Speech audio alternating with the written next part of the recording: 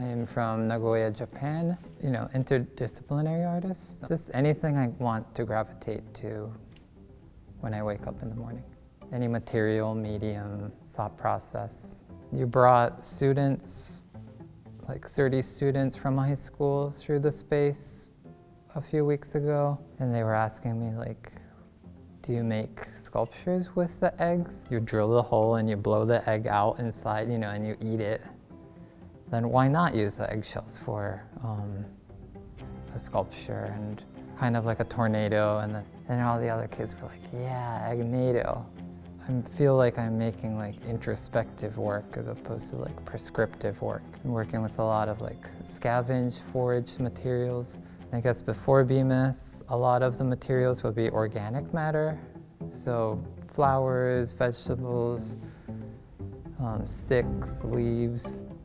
Now that I'm here at BMS in the warehouse, I came across like all these projectors and like an entire floor full of components that I've been dismantling and taking apart, film rolls that I've been taking apart. And so my foraging scope has expanded into inorganic matter.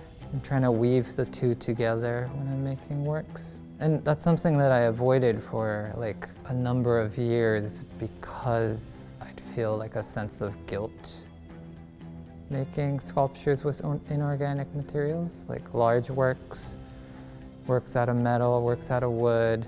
Like I would keep asking the question of like, it takes up space, it's materials that could go elsewhere. It kind of feels like inconsiderate to be alive and to make these giant things and then just to like hand it off to future generations to recycle these giant, whatever, like Richard Serra sculptures, foraging, all these things that can't possibly be recycled in any other capacity because we hardly are capable of recycling anything.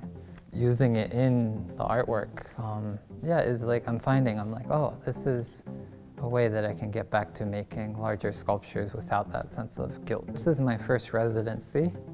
It is nice to be able to go from the studio that I was working in before, and I would find myself falling into a pattern, and here, you're with like 9, 10 other people of all varying different backgrounds, and it's like an entirely new environment.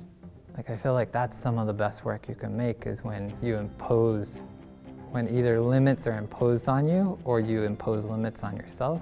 When I get feedback from my peers here and I see their work and I see these different perspectives that are like all needed to come together in what I was talking about, like the patchwork quilt. So when all of these different perspectives and approaches are brought together, and like the writer Eve Sedgwick, she writes about like queer theory hinges on the understanding that the lives of queer/trans youth is precarious because of the high suicide rate.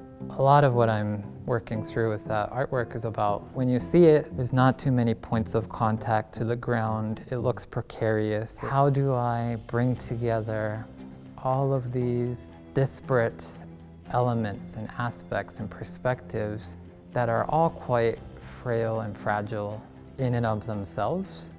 Alone? How do I weave them together so that they can operate as loving, interdependent crutches, that can hold each other up and weave together to form something that is ultimately incredibly resilient and beautiful and complex and bizarre and funky and queer. And so this work is, it's like very new in terms of my working through this perspective and theory and understanding and the metaphor for both like yourself and for the community at large of fragile components coming together to create a sum that is less fragile.